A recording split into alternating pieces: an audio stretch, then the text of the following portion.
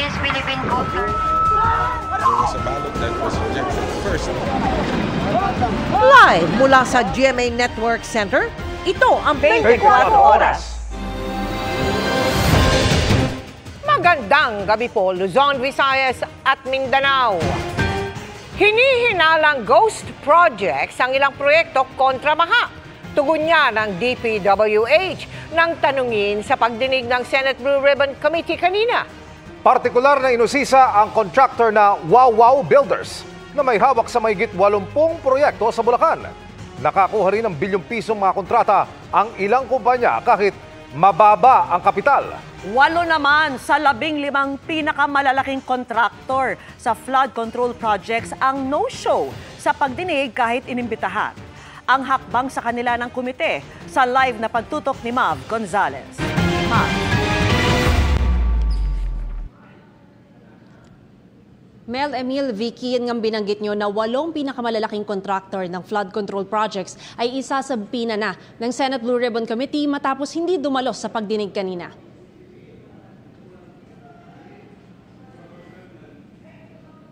Kinumpirma ng Department of Public Works and Highways na may hinihinalang ghost projects, partikular sa 1st Engineering District ng Bulacan. My office received reports that there are ghost projects in the municipalities of Kalumpit, Malolos, and Hagonoy in the province of Bulacan. Can you confirm this? Yes, Your Honor. That's true. Well, this is information that we have received, Your Honor. And the contractor, allegedly, Wow Builders, correct? That's correct, Your Honor. Sa pagdinig ng Senate Blue Ribbon Committee kanina, ukol sa mga umano'y anomalya sa flood control projects, sabi ng DPWH, mula 2022 hanggang 2025, 85 projects na nagkakahalaga ng 5.91 billion pesos ang nakuha ng Wow Builders sa Bulacan. Sa buong bansa, 9 billion pesos ang kontrata ng Wow. Iniimbestigahan daw ito ngayon ng DPWH, pero nirelieve na ni Secretary Manny Bonoan ang buong District Engineering Office. Was there a senator or a congressman who inserted that for that particular area? Well, we'll just have to find out, Your Honor. Walang dumalo mula sa Wow Builders sa pagdinig. Inamin naman ni Bonoan na may ghost project sa nakaraang 2 taon. Kung nakalagay doon completed tapos ghost, di lahat nung nag-report hanggang doon sa USEC, I'm not saying involved yung USEC, kasi nire-report lang sa kanila, pero lahat ng bumaba, involved sila, kasi bakit sila magre-report na completed kung wala? Meron po yung Quality Assurance Unit in all levels, Your Honor. Meron sa District Office, meron din sa Regional Office, and meron din sa national level, Your Honor. Isiniwalat naman ni Senador Win Gatchalian ang mababang capitalization ng mga kontraktor na nakakuha ng bilyong-bilyong pisong halaga ng flood control projects. Ang MG Samidan Corporation halimbawa, 250,000 lang ang paid-up capital pero mahigit 5 bilyong piso ang nakuhang kontrata sa gobyerno. Ang QM Builders naman, 1.25 million pesos lang ang paid-up capital pero mahigit 7 billion pesos ang nakuhang kontrata. QM Builders. Ang kanyang contract is 7.3 billion. Pero ang kanyang capitalization is 1.2 million. So ang punto ko ho, meron ho talagang mga tao na linalaro po yung pre-qualification stage. Sagot ng may-ari ng QM Builders, 2 ang kumpanya nila. Isang hardware store at isang construction na pareho ng pangalan. Siguro raw para sa hardware store ang nakuhang financial statements ng senador. Ang sinasabi niya, meron siyang 40 billion pesos. Yung NFCC, kinocompute ng times 15 yon, Mr. Chair. Halimbawa, may 1 billion ka sa bangko. Pwede ka sa 15 billion. Kaya kami montrata hanggang 40 billion. Pero uminit ang ulo ni Blue Ribbon Committee Chairman Senador Rodante Marcoleta nang sabihin ng QM Builders na wala pa silang nagawang proyekto sa gobyerno. Hindi ka pa nakagawa ng project? Hindi pa, kasi yung nag-asawa ko ng 1991, nag-upisa kami sa hardware. Yung maliit na hardware, nagtitinta ng bambo, mga ganun Bakit nasama ka sa 15 contractors sa listahan ng Pangulo? Gumawa na tayo ng flood control projects. O ngayon gumawa ka na naman. Ano ba talaga yung totoo? Baka hindi ka makauwi sa araw na ito. Nagsisinungaling ka na naman eh. Kanina sinabi mo hindi ka pa nakapag-umpisa eh. Meron akong hawak na martilyo rito, sinasabi ko sa'yo. Mr. Chair, Huwag kang tatawa-tawa kasi hindi nakakatawa ito, ha? Mr. Chairman. Dito lang nagsisinungaling ka na eh. Sa huli, pinasumiti na lang ng komite ang financial statements ng kumpanya. Sabi naman ni Senador Mig Zubiri, walang magagawa ang Public Works at Budget Departments kung magpasok ng kung ano-anong proyekto ang mga mambabatas at maisabatas ang national budget. Paglabas po ng budget, iba nang itsura ng budget, wala na po silang magagawa dahil batas po yan. Kailangan po nilang i-implement yun. That's the elephant in the room. Where are the sources of these funds? And let's expose it once and for all. Parang sa nangyari sa Napoles, lumabas lahat ng pangalan. Samantala, pinapa-reallocate ni Senador Bam Aquino ang 243 billion pesos na pondo para sa flood control sa 2026 national budget papunta sa mga munisipyong tukoy na madalas bahain. Matapos naman isnabi ng pagdinig, pinasabpina ng Senate Blue Ribbon Committee ang 8 contractors na kasama sa pinangalanan ng Pangulo na 15 pinakamalalaking kontratista ng gobyerno sa flood control. Para hong ginagago itong committee natin na may sakit, nagbakasyon na, may mga prior schedule. Ano mas importante, prior schedule, Mr. Chair? Or itong investigasyon ito because 544 billion na pinag-uusapan natin. May I move for the issuance of subpoena to those absent invited resource persons, particularly yung mga contractors, Mr. Chair, to require them to be present in the next hearing. I so move, Mr. Chair. I think the motion is in order. No objection.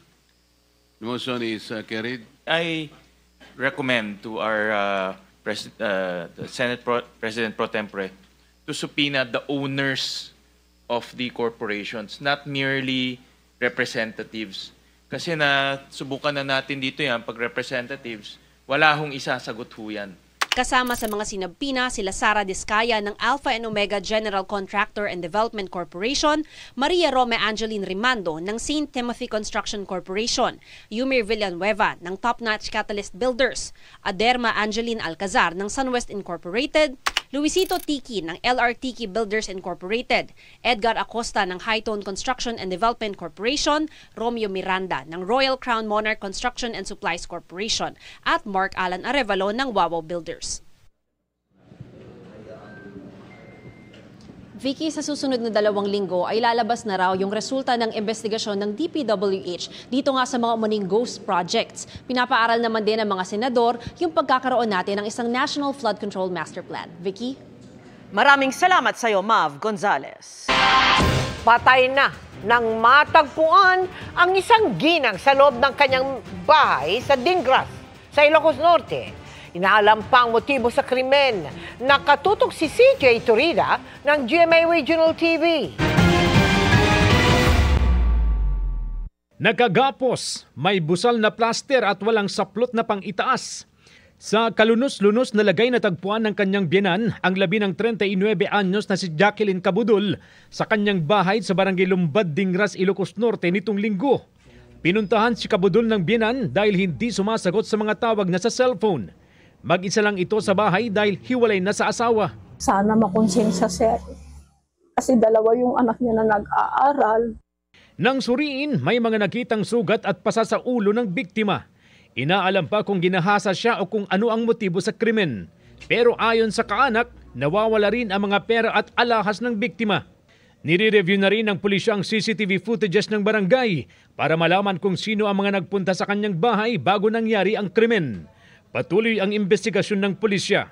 So as to signs of struggle, sir, hindi gaanong natagpuan kasi siya dito sa may sala. Hindi gaanong magulo yung lugar. Wala tayong makikitang any signs na nag-away sila. Hustisya ang hiling ng mga kaanak ng biktima. Mula sa GMA Regional TV at GMA Integrated News, CJ Torida, nakatutok 24 oras. 2 insidente ng pagkalunod ang naitala sa Rodriguez, Rizal. Ang isa sa mga biktima, 4 na taong gulang na naligo sa Wawa River kasama ang mga kalaro. Nakatutok si EJ Gomez. Patay na nang matagpuan ng mga otoridad ang isang binatilyong nalunod umano sa Rodriguez Rizal noong Sabado. Ayon sa barangay, may kasamang kaibigan ng biktima nang mangyari ang insidente sa Marikina River Spillway sa barangay San Isidro. Sinasabi po na yung dalawang bata ay namimingwit. Nung sumabit po yung pamimingwit niya doon sa ilalim ng tubig, pinuntahan daw yung bata, then doon po na hinila yung tubig papunta doon sa gitna. Tumakbo yung kasama niya para sa ganun ay puntahan niya daw yung kamag-anak yung nalunod. Ilang tanod daw ang nakasaksi sa insidente na agad nagsagawa ng search and rescue operation. Nag-umpisa kami ng 5:30. Tapos nung dumating po ng 9 o'clock sa gabi ay pinahinto na namin dahil nga po delikado na rin po para sa mga rescuer natin na lumangoy pa doon sa area dahil nga doon sa ilalim ay may mga batong malalaki. Linggo na ng umaga nang makita ang katawan ng biktima. Susubukan pa namin na kunan ng pahayag ang kaanak ng nasawing biktima. Sa sitio Inigan sa barangay San Rafael naman, isang batang 4 na taong gulang ang nalunod din sa Wawa River. 2 oras na paglalakad po mula rito sa aking kinatatayuan sa bahaging ito ng Wawa Dam, nalunod umano ang biktimang Kinder 1 student. Sa investigasyon ng pulisya, alas 11:30 ng umaga nitong linggo nang maligo ang biktima kasama ang 2 niyang kalaro. Isang saksi ang nagsabing pumunta pa raw sa kanilang bahay ang mga bata bago magtungo rito sa ilog.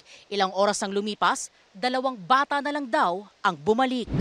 Tumagal daw ng 1 oras bago matagpuan ng bata ayon sa barangay. Dead on arrival ang biktima sa ospital. Sisikapin pa namin kunan ng pahayag ang kaanak ng biktima. Para sa GMA Integrated News, EJ Gomez, nakatutok, 24 oras. Sinampakan na ng reklamo ang lalaking nahulikam sa Caloocan habang sinasaktan ang anak ng kanyang girlfriend. Pero ang ina ng bata, gustong iatras ang reklamo laban sa nobyo at sa halipay kasuhan ang kapatid na nag-post ng video. Nakatutok si Jonathan Andal. Exclusive! Hawak kamay ang magtsuhing ito nang dumulog sa piskalya sa Caloocan. Sinampahan na nila ng reklamong child abuse ang lalaking nahulikam na nanakit sa biktimang 6 na taong gulang lang. Ang suspect, boyfriend ng nanay ng bata. Pero sabi ng nanay na nagtatrabaho abroad, iaatras niya ang reklamo laban sa boyfriend. Sa halip ang kanyang irereklamo ay ang isa pa niyang kapatid na nag-post online ng video ng pang-aabuso sa kanyang anak. Sobrang stress ko po dito doon dahil sa ginawa sa mga post po ng kapatid ko na yun. Iaatras ko ho yung kaso ng jowa ko, sir. Kasi binastos na rin ho ako sa social media. Sirang-sira na rin ho ako. So pag uwi ko ho, ang kakasuhan ko yung kapatid ko. Sobra ho yung paninirang ginawa sa akin sa social media ho, sir. Kasi ho, hindi ko ho sinabing i-post yung video ng anak ko, sir. Dahil iniingatan ko yung privacy ng anak ko. Kaya ko po na-i-post yung video for awareness po para mabigyan ng hustisya yung sa pamangkin ko. Kwento ng ina ng biktima, gusto niya talagang panagutin ang boyfriend noong hindi pa ipinopost ng kapatid ang video.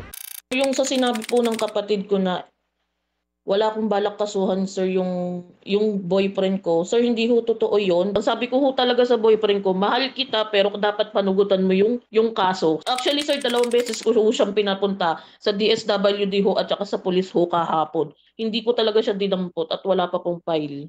Inakusahan din niya ang kapatid ng pananakit sa kanyang anak nung nasa poder niya ito, kaya ito ipinagkatiwala sa boyfriend. Batay yan sa kwento ng huli.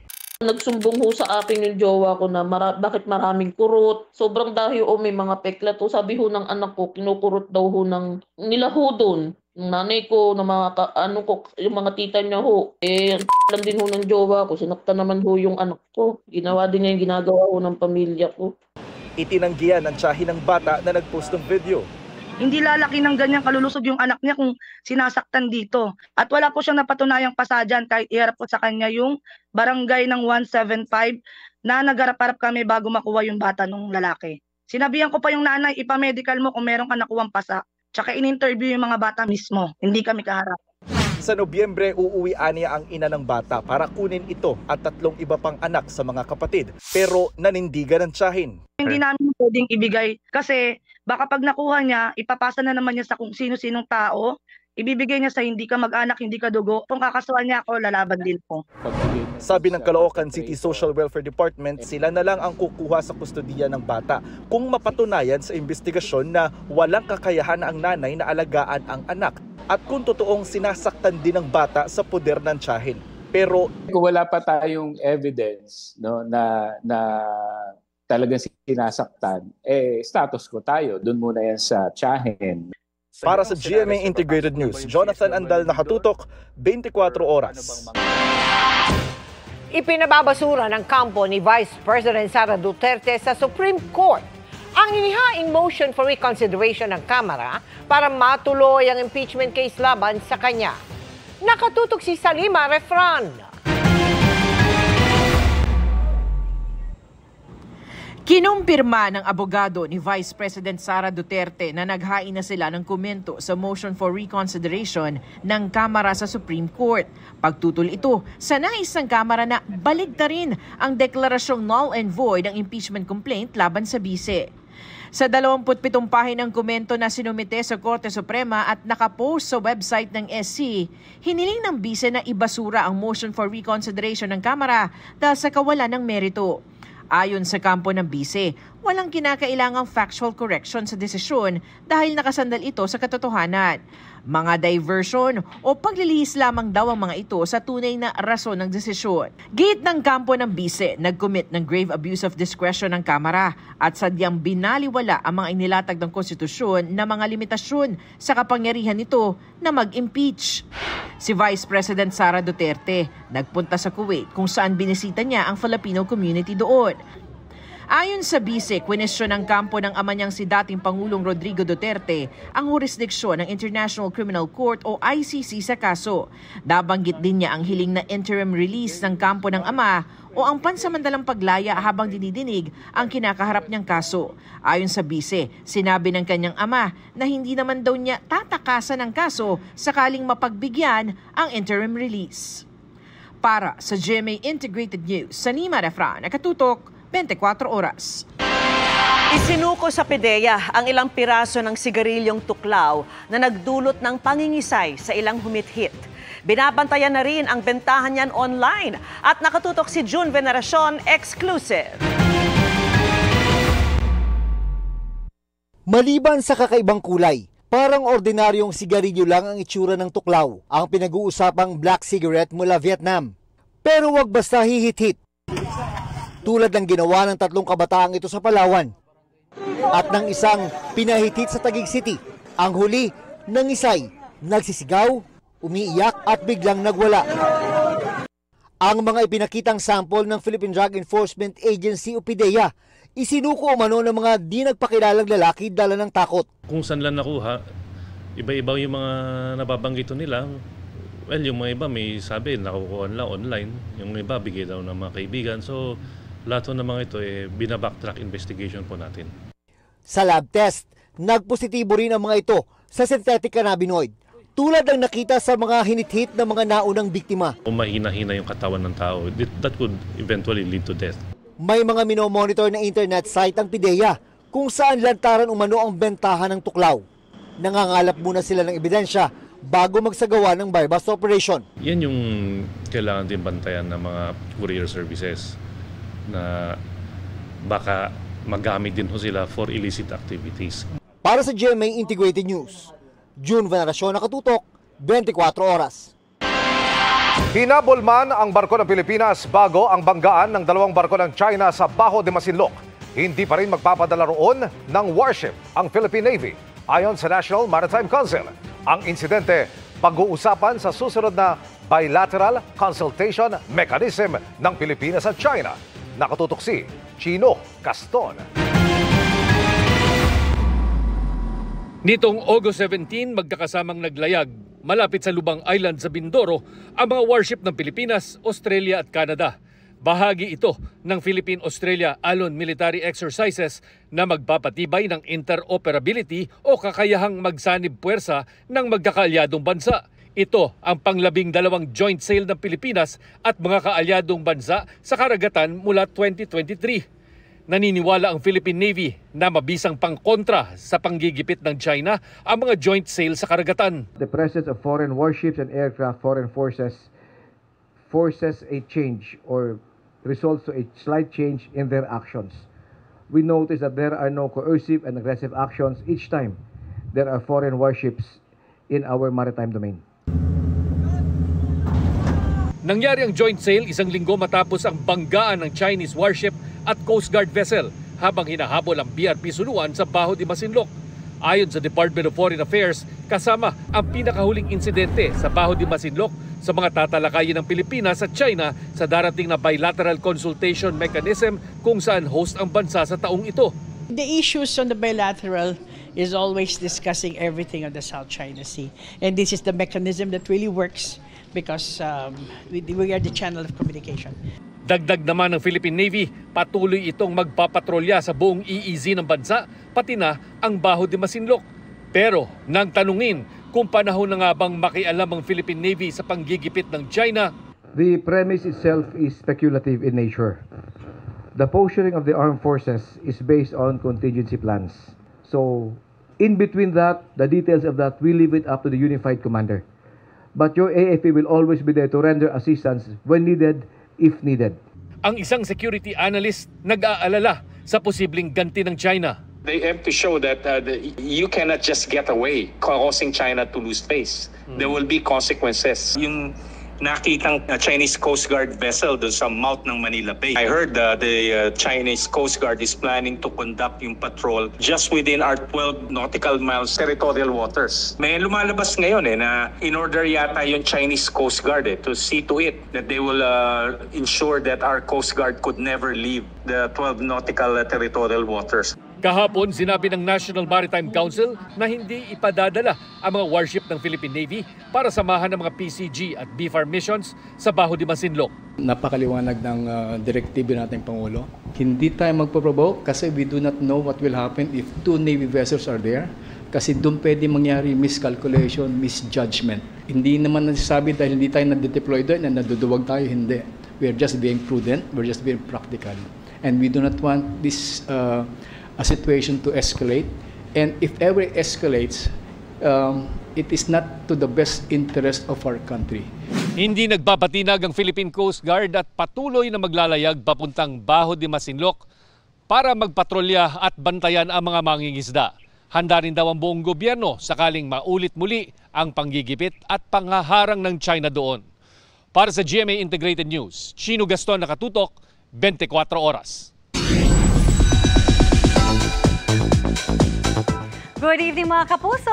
The Primetime King is back dahil muli nating mapapanood si Ding Dong Dantes sa upcoming GMA Prime series na Master Cutter. Kabilang sa mga makakasama ni Ding Dong, dalawang kapuso ex-PBB housemates. Makichika kay Nelson Canlas. Beatrice, anong gagawin mo?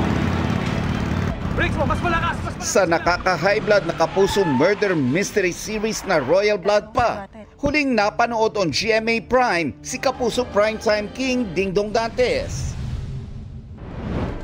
Sa mga nakamiss sa kanyang acting chops, konting hintay na lang dahil gumugulong na ang kanyang next Kapuso series na may detalye na ang kwento.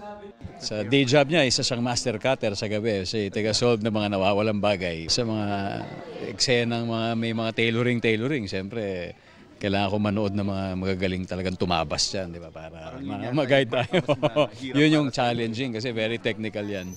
Makakasama niya sa series si Max Collins, ang Pinoy Big Brother Collab Edition housemates na sina Shuvi Etrata at Charlie Fleming, Joe Berry, Tonton Gutierrez, Joey Marquez, Polo Ravales at marami pang iba sa direksyon ni Dominic Zapata. Tila reunion nga ni Max at Ding Dong ito. It's nice kasi the last time I got to work with Ding Dong was, I've been working with him recently on things, but the last time we did a teleserye together was more than a decade ago. Yeah, ganun katagal. Ready namang masabak pang lalo sa labanan si Shuvi. Warm up pa lang ang paghaharap nila ni Sangre Terra sa Encantadia Chronicles kagabi. We also have fight scenes. So medyo action din po to. So gusto ko rin maging ready physically. Na-train na ako sa Encantadia. Thankful naman si Charlie dahil minanifest daw nila ni Shuvi ang project na ito. Actually, kailan lang po parang nag-usap kami sa loob ng PBB saying na we want to work together. Feeling namin we're gonna be maingay sa set. I'm so thankful and I'm so excited to see her. Thankful naman si Jo na nabigyan muli siya ng pagkakataon through this series na magkaroon ng awareness ang publiko sa issue na malapit sa kanyang puso. Yung aim natin na makita po ng mga tao na capable din naman ng ibang trabaho, yung mga little people. So yun pa rin po talagang iikutan. Nelson Canlas, updated sa Showbiz Happenings. Gumugulong ng maayos ang zero billing program sa mga pampublikong ospital sa bansa ayon kay Pangulong Bongbong Marcos. Ipinagmalaki yan ng Pangulo nang mag-inspeksyon sa ospital sa East Avenue Medical Center sa Quezon City kasama si Health Secretary Ted Herbosa. Sabi ng Pangulo, umabot na sa halos 3,000 pasyente ng naturang ospital ang nakinabang sa zero balance billing. Kahapon, ibinida rin ng Pangulo ang aabot sa 12,000 pasyente ng Eastern Visayas Medical Center na natulungan ng naturang programa. So I'm happy to be able to report that the zero billing program is proceeding well. Siyempre, sa umpisa, we have to information drive, hindi lamang sa mga ospital, kung hindi pati sa pasyente. And I think we are succeeding in that. Nahuli sa Iloilo ang tila pakikipagpatintero sa disgrasya ng 6 na estudyante. Hindi sila tumawid sa tamang tawiran at sumampa pa sa bakal na harang sa Center Island. Nakatutok si Kim Salinas ng GMA Regional TV. Tila nakipagpatintero sa mga sasakyan ng mga estudyanteng ito sa Iloilo City. Ang isang nasa gitna ng kalsada, tila hindi pa sigurado kung tatawid. Habang ang mga kasama nagsiakyat sa harang sa Center Island. Nagsitawid sila sa diversion road ng Mandurriao District kahit wala namang pedestrian lane. Ayon sa Iloilo City Traffic and Transportation Management Office, paglabag ito sa anti-jaywalking ordinance. Dapat nila, tumawid sila sa isang footbridge na 50 metro mula sa kanilang tinawiran. May pedestrian din na 100 metro naman ang layo. Na-alarma gid kay nakita ninyo nga ang traffic na to na nagdulog. So meaning kung wala abi ato madiparahan, so this is really dapat ang orientation ginaton isigihon na ini nato. Natukoy na rin kung saan nag-aaral ang mga tumawid. 5 sa kanila ay grade 7 at isa ang grade 8 na ayon sa kanilang principal ay hindi batid na bawal tumawid sa kalsada. Kung isa ka bata is nagahingagaw siya kay may call, may message siya nga ang iyang mother nang makol sa iya. So nangihingagaw siya makatabok tapos nagsunod na lang ang iban. Pinaliwanagan na rin sila nang ipatawag kasama ang kanilang mga magulang sa guidance office. Paano sa ila paintindi ang danger? Patawag. May sila ma'am, something sanction? Disciplinary action. Actually hindi mo na kay nang outside the school hindi na violations ang school kwan. So, pero education gyapon. Balak ng City Hall na maglunsad ng lecture sa lahat ng mga estudyante sa paaralan at sa barangay. Pinag-aaralan na rin ang mas pinaigting na anti-jaywalking operation ng LGU. Algo kayo na i-review. Part of the review is realignment sang deployment and i-orient man nato ng aton nga mga task force jaywalking nga magbalik sila. Mula sa GMA Regional TV at GMA Integrated News, Kim Salinas, nakatutok 24 oras. Nakukulangan ang ilang civil society organizations sa kanilang partisipasyon sa pagtalakay ng panukalang 2026 budget sa Kamara. Sa halip na dekorasyon lamang anya bilang observer, sana ay mas malaki ang partisipasyon nila at maimbitahan hanggang BICAM level ng budget deliberation. Nakatutok si Tina Pangaliban Perez. Kasama pa ang mga kinatuwa ng civil society organizations o CSO nang buksan ng deliberasyon sa budget sa plenaryo ng Kamara kahapon. Pero wala sila sa nilipatan ng deliberasyon kinahapunan at pinapasok lang nang hanapin ng isang mambabatas. Sa memo ng Kamara, observer lamang ang mga CSO, bagamat pinapayagan silang magsumite ng position papers. What we had po in mind was really genuine participation, yung hindi lang po dekorasyon, magbigay ng inputs, magbigay ng feedback doon sa budget process. At panawagan po namin tayo po ay may imbitahan sa lahat ng sessions ng Bicameral Conference Committee. Habang hindi pa nababago ang guidelines sa paglahok ng mga civil society organizations sa budget process, ang ginagawa ng ilang grupo, nakikiusap sa ilang kongresista na magtanong para sa kanila. That is workable. Pero sa dulo, ang gusto natin ay institutional reform. Sa paunang pasada ng mga CSO sa panukalang 2026 budget, may ilan na silang obserbasyon. Di pa rin natin talaga nare-reach yung standard ng spending. Sa edukasyon, ngayon lang talaga tayo tumama ng 4% sa gross domestic product in terms of the allocation. Tapos po yung sa health, 1% lang ng GDP. Sa social protection, sabi nga parang 22% pero parang 5% lamang ang ating na-allocate. Ang nangyayari po ay lumalaki yung budget para sa mga patronage politics. Nandito po yung AIX, yung TUPAD at yung MAIFIP, yung mga medical assistance.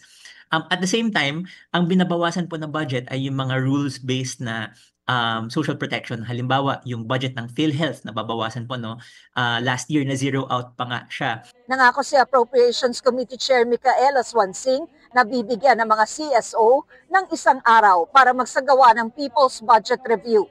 Pero sabi ng mga CSO, kulang ito.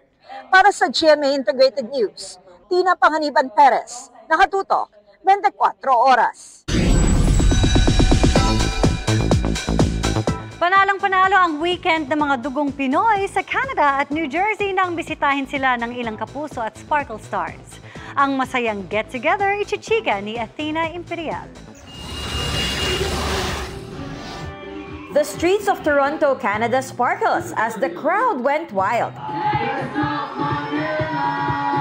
Ilang sandaling ang nawala ang pagka-homesick ng ilang Pinoy doon nitong weekend dahil sa Sparkle World Tour Taste of Manila 2025. Naroon si Kapuso primetime action hero Ruru Madrid na very suave ang dating sa kanyang leather jacket.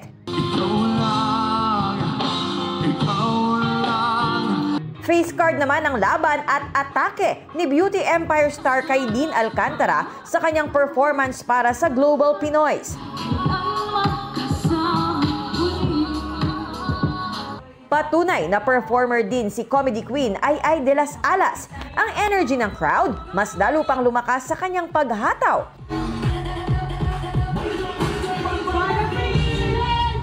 Nakisaya rin on stage si Pepita with her one-of-a-kind blend ng comedy at music.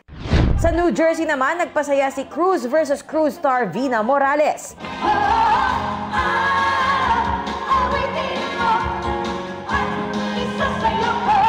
Naroon si Vina para magbigay saya sa mga Global Pinoy sa Fiesta in America 2025. Meron ding ilang booths at pa-games para mas lalo pang masulit ang event. Athena Imperial updated sa Showbiz Happenings. Nakikipag-ugnayan na sa Taguig City Hall ang MMDA dahil sa tila hindi maawat-awat na pagbabalik ng mga sagabal sa bahagi ng Chino Roses Extension. May police outpost pang ang nakatayo mismo sa bangketa. Ang paliwanag ng pulisya sa pagtutok ni Oscar Oida. Sa gabi man o kahit may araw, lantaran ng mga paglabag sa bahaging ng Chino Roses Extension na nasa Taguig. May mga nakaparada sa gilid ng kalsada. Minsan, magkabilaan pa. Ang ilan, mga jeepney na halos gawing terminal ang lugar. Ang iba, sasakyan ng mga customer ng mga karinderya, vulcanizing shop, talyer o car wash. Kaya maya't maya na kung pasadahan ng MMDA ang lugar. There should be no obstruction.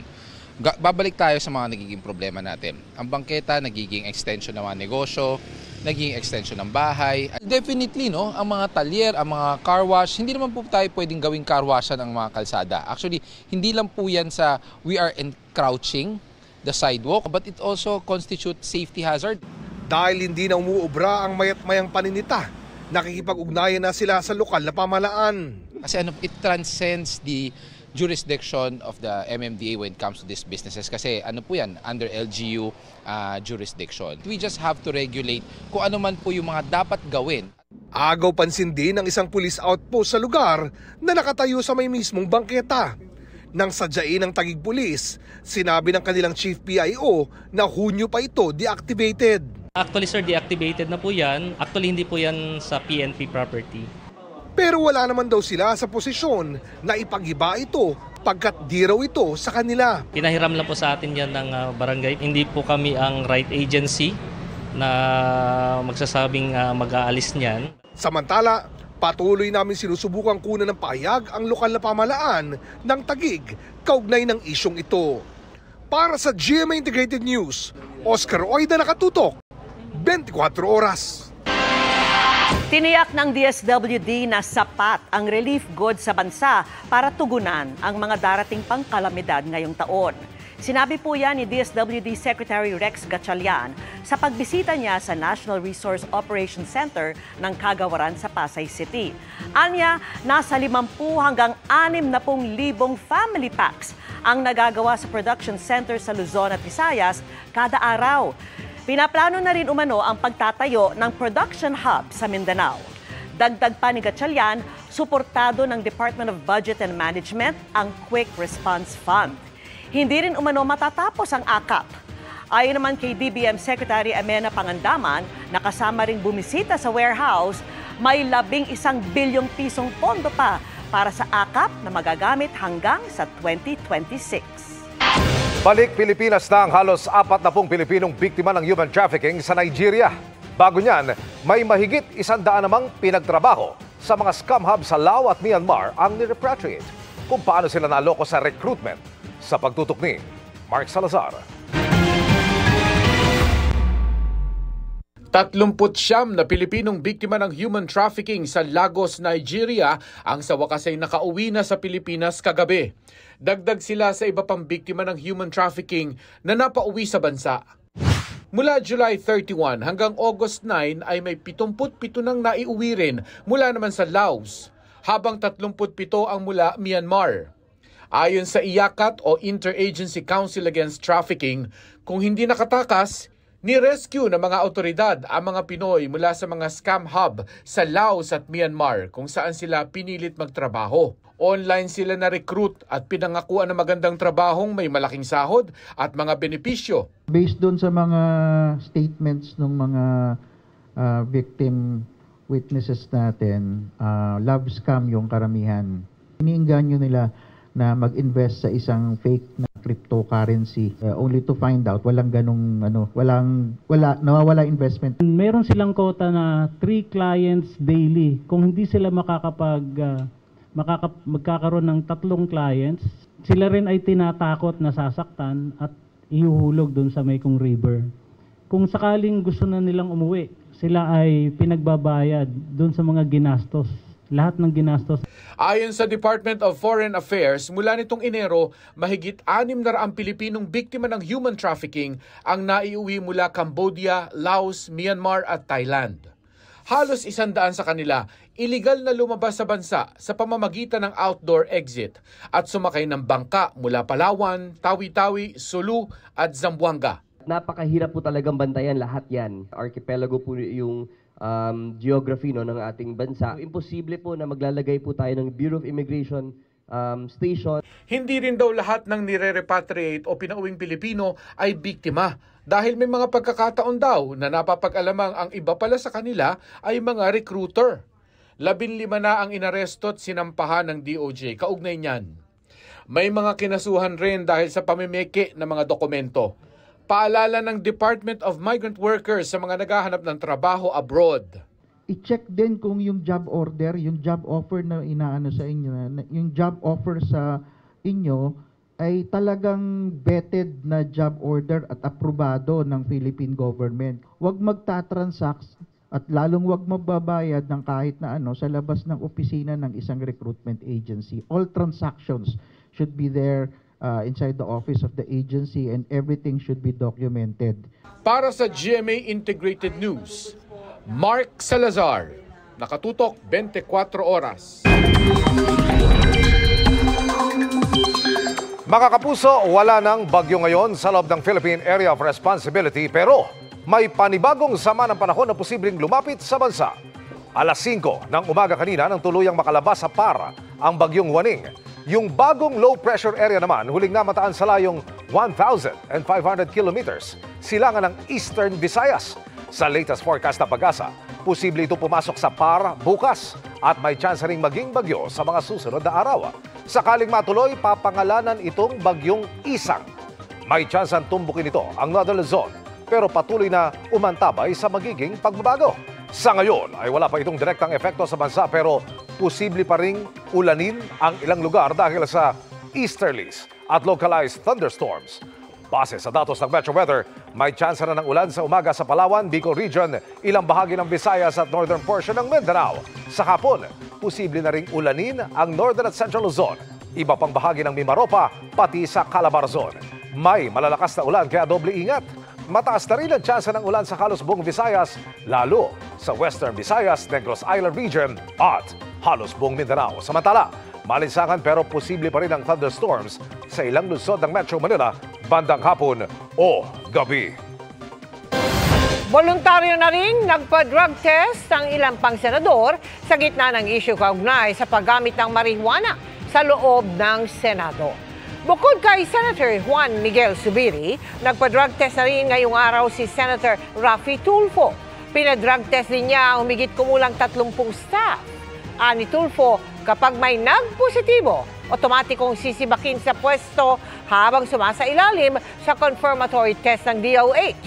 Sakaling siya naman daw ang mag-positive, magre-resign daw siya. Nauna nang hiniling ni Senate Minority Leader Tito Soto kay Senate President Jesus Escudero ang random drug testing sa mga opisyal at empleyado ng Senado.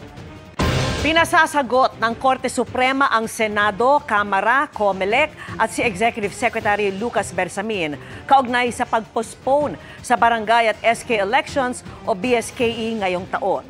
Yan po ay matapos questionin sa Korte Suprema kung naayon ba sa saligang batas ang bagong batas na nag-urong sa BSKE sa November 2026 imbes na ngayong Desyembre. Sabi ng COMELEC, agad silang tatalima sa utos bilang bahagi ng petisyon. Sinisikap pang kuna ng pahayag ng GMA Integrated News ang Senado, Kamara at si Executive Secretary Bersamin. Gaya ng pagguho ng kanilang dike nitong Disyembre, tila gumuho na rin ang pag-asa ng ilang taga Oriental Mindoro na maiibsa na ang problema nila sa baha. Yan ay kahit na isa ang lalawigan sa nakakuha ng pinakamaraming flood control projects. Nakatutok si Maki Pulido. Bayan ng Baco sa Oriental Mindoro ang isa sa pinaka-flood-prone area ng probinsya. Kaya umasa ang mga residenteng nakausap namin na tapos na ang problema ng baha nang sinimulang itayo ang dikeng ito na may habang 220 meters sa halagang nasa 250 million pesos. Ayon sa Engineering Department ng Bayan ng Baco, walang koordinasyon ang proyektong ito sa munisipyo. Pero batay sa kanilang monitoring, natapos ang dikeng ito noong April 2024. Pero gumuho ang ilang bahagi ng proyekto matapos lang ng nasa 7 buwan. Gumuho ang halos kalahati ng dike noong nakaraang Disyembre, kasabay ng malakas na buhos ng ulan at pagbaha. At noong nakaraang Hulyo, panahong hindi dapat sila binabaha, nalubog uli sila sa malalim at rumaragas ang tubig. Pinasok na ang bahay ng mag-asawang Juliet at Marcelo at nalubog ang kanilang tanim na dati naman daw hindi nangyayari. Sabi ko sa amin, hindi na ito babahain. Ang aming ito, libre na kami sa baha. Mas malaki ang baha ang mangyayari sa amin. Pati ho aming taniman. Nalulubogan ng mga taniman. Ang dike na dapat haharang sa tubig, nalubog daw sa dami ng tubig na rumagasa sa ilog. Ang proposal po dapat dito ay, dahil po sabi nga po ng mga taga rito ay matataas po ang baha. So dapat po mas matataas yung design ng flood control. 2 linggo na mula nang simulang i-repair ng kontraktor ang gumuhong dike, ang Relay Construction. Sinusubukan pa naming kunin ang pahayag ng kontraktor. Kung same design siguro po baka po maging ganun po ulit. Baka po bumagsak ulit. Kung ganun pa rin po ang gawin nila. Mahirap po ang pagbaha dahil sobrang laki ng tubig. Wala ang aming pong mga halaman. Wash out lahat po ang aming mga tanim. Kaya po ang mga tao kawawa po. Sa bayan ng Nauhan na ayon kay Governor Bons Dolor ay hindi maituturing na flood-prone area, higit sa kalahati ng flood control projects sa probinsya ay doon itinayo. Nasita na ng gobernador ang mga gumuhong dike sa bayan dahil daw substandard. Bakit sabi kong substandard? Ang cost, 561,000 per linear meter. Tapos ganun ang result. Gawa mga ito ng SunWest Inc. na sinusubukan pa naming makuhanan ng panig. Kabilang ang SunWest sa 15 kontraktor na tinukoy ni Pangulong Marcos na naka-corner umano sa 20% ng flood control projects sa buong bansa. Wala namang pagguho sa dalawang proyektong nakakuha ng pinakamalaking budget na may kabuang halaga na higit 578 million pesos sa dikeng may habang higit 500 meters ayon sa kapitan ng barangay. Sa halagang yan, tinatayang nasa 1 milyon ang budget sa kada metro ng itinayong dike. Sa halagang ito, ayon sa kapitan ng barangay na protektahan sa baha ang 2 sityo ng Barangay Metosa at isa pang kalapit na barangay. Siyempre, magtataka ka rin. Bakit? Gano'ng kalaking pondo to? Pero nung nakita ko naman po na gano'n kaganda yung ginawa sa barangay namin, Sa kabuuan, isang Oriental Mindoro sa nakakuha ng pinakamaraming flood control project na umaabot sa higit 11 billion pesos. Higit 3.3 billion pesos nito na corner ng top 15 construction companies na binanggit ni Pangulong Marcos. Kasama na rito ang mga proyektong may pinakamahal na project cost. Para sa GMA Integrated News, Maki Pulido, nakatutok, 24 oras. Mga kapuso, maging mapanuri sa mga aesthetic clinic na nakikita online. Sa Parañaque, 2 Vietnamese na nagpakilalang aesthetic doctors ang arestado dahil hindi pala lisensyadong mag-practice sa bansa. Nakatutok si Katrina Son. 175. You have the right to remain silent. Anything you say may be used against you. Huli sa isinagawang entrapment operation sa isang aesthetic clinic sa Parañaque noong August 12 ang 2 Vietnamese na ito. Sila umano ang tumatayong aesthetic doctors ng naturang clinic. We have at least 2 individuals who went to the office. Ang sabi po nila, they have a schedule for aesthetic clinic po. We found out that this aesthetic clinic involves 2 foreign nationals. Ngunit nang makumpirma ng mga otoridad sa PRC na wala silang lisensya para mag-practice ng aesthetic medicine sa ating bansa, ay nagkasana ng entrapment operation laban sa kanila. Sa naturang operation, nakita umano sa naturang clinic ang mga clinic beds at ilang mga gamot na ginagamit sa mukha. Ayon sa NBI, delikado ang mga ganitong pagpapractice umano ng mga di-lisensyadong doktor sa bansa. The fact that we could not check if they are really doctors, hindi tayo sigurado kung yung mga procedures na ginagawa nila at yung mga gamit na ginagamit for these procedures are approved by the FDA or other Filipino associations. Paalala nila sa publiko, huwag agad maniniwala sa mga nakikita online. Suriin kung may lisensya ang mga doktor sa klinik na pupuntahan at tignan kung FDA-approved ang mga gagamiting gamot sa iyo ng klinik. Kung dayuhan naman ng iyong doktor, i-check maigi kung may lisensya silang mag-practice sa bansa. Marami po kaming mga sinesurveillance ngayon na mayroong mga foreign nationals na nagpa-practice ng aesthetic, ng medicine dito sa Pilipinas. Kasong illegal practice of medicine at misbranding of products sa ilalim ng FDA at Pharmaceutical Act ang mga kasong haharapin ng mga sospek.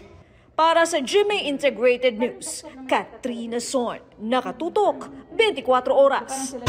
Natangayan ng 7,000 pisong halaga ng paninda ang isang tinderang nakatulog dahil sa sobrang pagod. Ang nahulikam na krimen sa pagtutok ni Jomer Apresto. Tila balisa ang babaeng yan na nakuha na ng CCTV sa bahagi ng Dagupan Creekside sa Barangay 49 sa Tondo, Maynila linggo ng umaga. Makikita pa na ilang beses siyang nahagip sa video na nagpabalik-balik at tumatakbo. Natangayan pala siya ng halos 7,000 pesos na halaga ng mga paninda. Ilang minuto bago ang pagnanakaw, makikita ang isang lalaki na napadaan sa lugar. Tila kumuha pa siya ng tsempo at dahan-dahang tinangay ang malaking bag ng biktima na naglalaman ng mga sari-saring paninda tulad ng mga pangtali sa buhok at mga plastik. Ayon sa 32 anyos na biktima, dahil sa pagod, nakaidlip siya sa tabi ng kanyang rolling cart.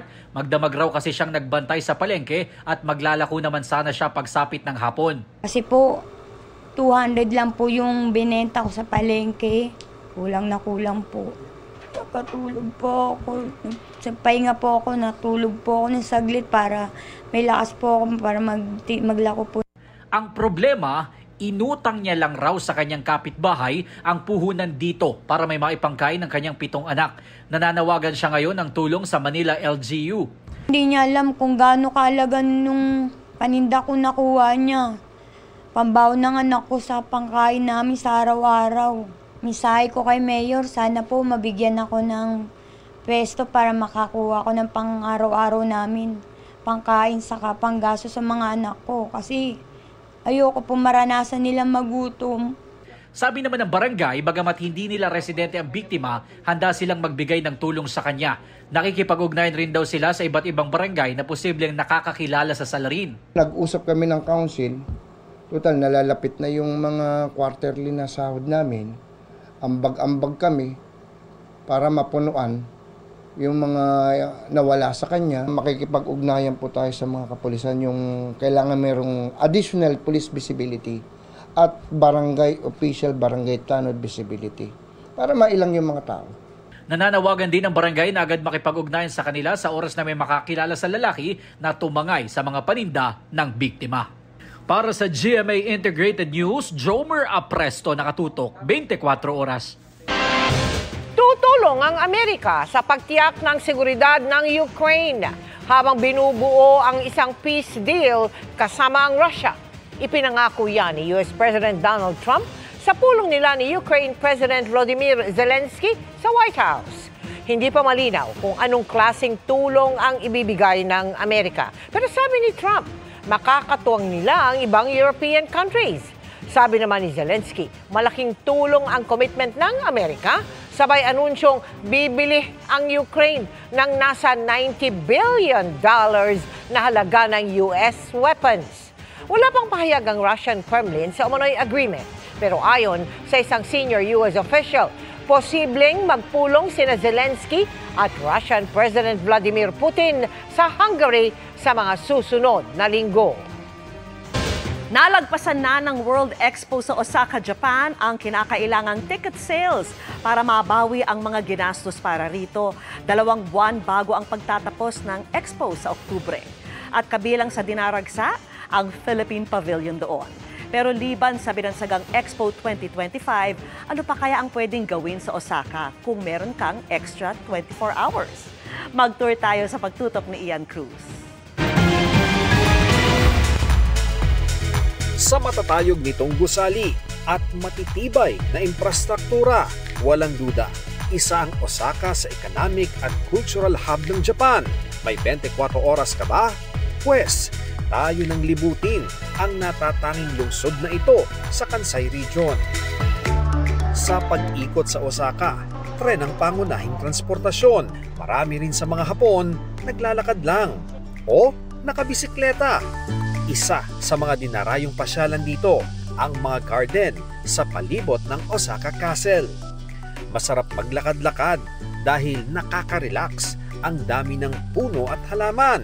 Ang iba na aliw sa pakikihalubilo sa mga kalapati. Pwede ring ipasyal ang fur babies. Nakilala ko nga ang isa sa mga friendly Shiba dog ng isang lolang Haponesa. Game na nagpapet ang aso at tila ayaw umalis. Pag nagutom, di dapat palagpasin ang masarap at authentic ramen. Mingi tayo ng spoon, wala daw. So sabi, ganito daw.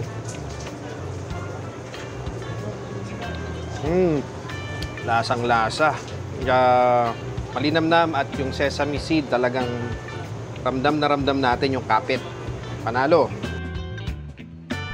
At pagbusog na, diretso tayo sa masasabing highlight ng Osaka na talagang literal na maraming ilaw dahil sa mga LED at neon lights.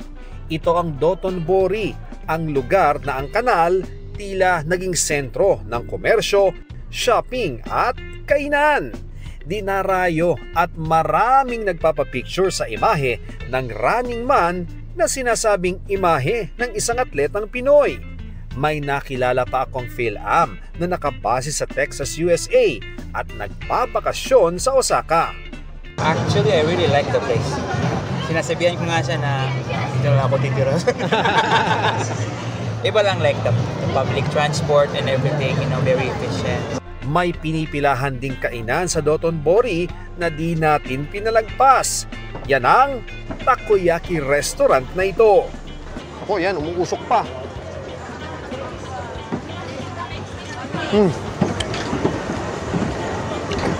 Ang laki nung tipak ng pugita. Mula rito sa Osaka, Japan, para sa GMA Integrated News, Ian Cruz nakatutok, 24 oras.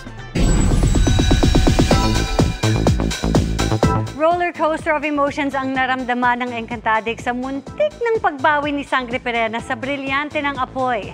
Pero di pa man yan tuluyang nababawi, alam naman na ni Tera ang tungkulin sa Encantadia. At in real life, meron din palang mission si Bianca Umali. Makichika kay Aubrey Carampel. Aking Tera Mitena, ikaw ay manatili sa akin! Brilyante na, naging bato pa. Ganyan ang naging tagpo kagabi sa Encantadia Chronicles Sangre nang maagaw ni Sangre Perena ang brilyante ng apoy mula kay Olgana. Pero di pa man nag-iinit ito sa kamay ni Perena. Muli naman itong nabawi ng oblar ng Miniave. Mabuti na lang at nakapag-evictus ang mag-ashti sa lugar ng mga duwende.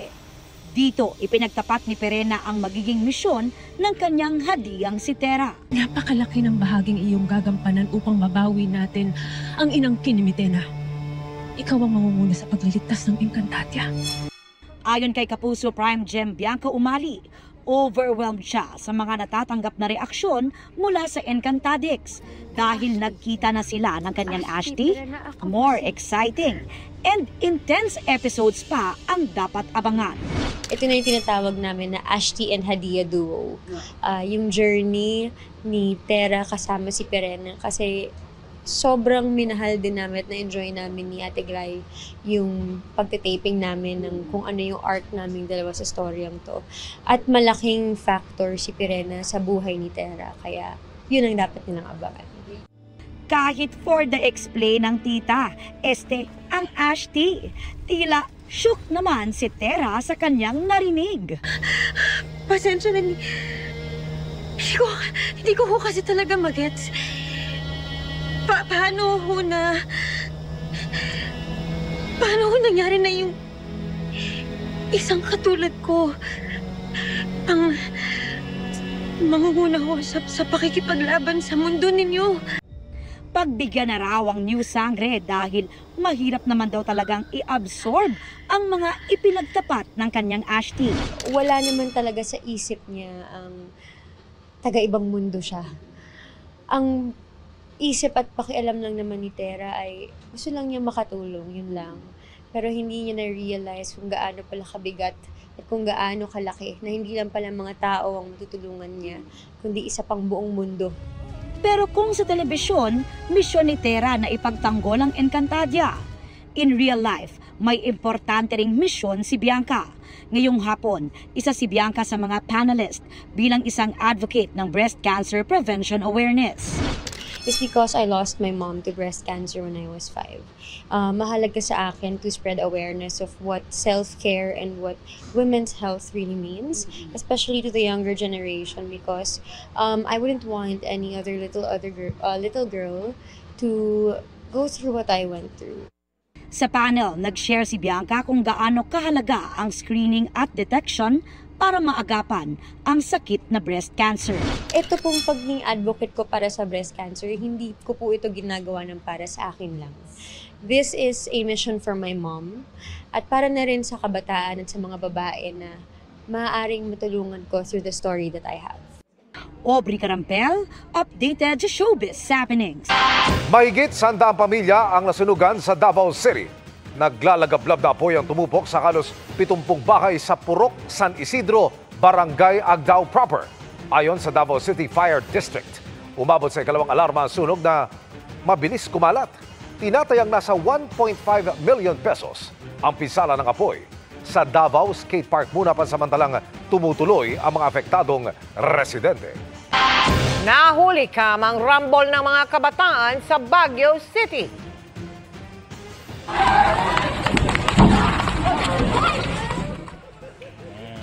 nang kuyugin ang dalawang lalaking yan malapit sa isang inuman madaling araw kahapon. Ayon sa pulisya, sinubukang awatin ng isa sa mga biktima ang isang babae at lalaki na nagkasagutan. Pero sinaktan at binugbog siya. Doon na lumapit ang ikalawang biktima para rin sana umawat pero siya naman ang pinagbalingan. Sa investigasyon ng Baguio City Police Office, hindi magkakakilala ang mga sangkot sa gulo. Desidido ang mga biktima na sampahan ng reklamong physical injuries ang mga nanakit sa kanila. Wala pang pahayag ang magkabilang panig.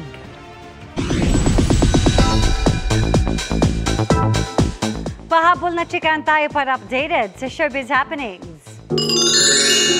As a way to celebrate Marian Rivera's 20 fruitful years sa showbiz, it's time to give back.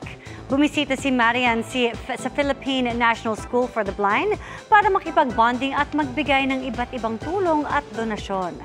Sa isa namang TikTok challenge, very cute kumasa sina Yan kasama ng anak na si Sixto.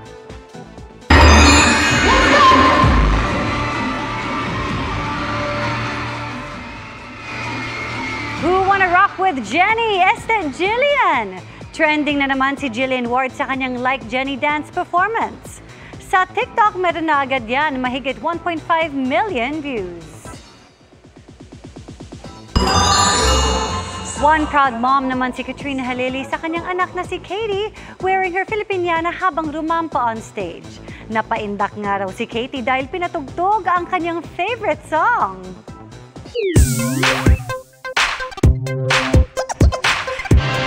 Milestone sa maraming kids, yung maging strong and independent, lalo pag pumapasok sa school. Pero lalo naman ang nakilala nating 8 taong gulang na bata sa Pagadian City. Hindi niya nakikita ang daan dahil sa kondisyon ng mata. Pero carry na raw niya magpunta sa kanyang classroom. Gusto niya talaga siyang... Ayaw na niyang magpahawak kasi alam niya na daw. Siya ang grade 2 student na si Princess Scarlett.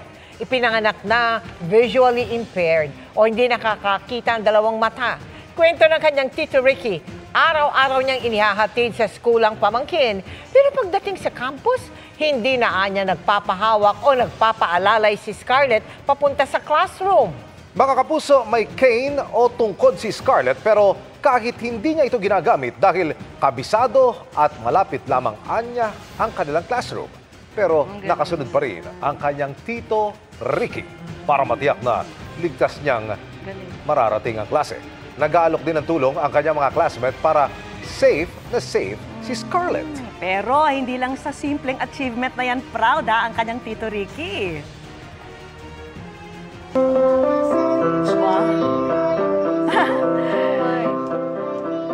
Si Scarlett kasi, ayan, active sa klase at mahilig sa music.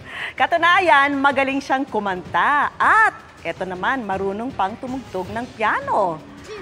At nag-aaral na rin siyang, ayan, mag-gitara. Napakagaling. Pangarap daw ni Scarlett na maging isang sikat na singer, composer at teacher. Na Emil, hindi naman imposibleng mangyari sa ipinapakita pa lang niyang dedikasyon ngayon. Scarlett, sana napakinggan mo ang ulat na ito at hiling namin na mag-ingat ka palagi ha at mag-aral ng mabuti.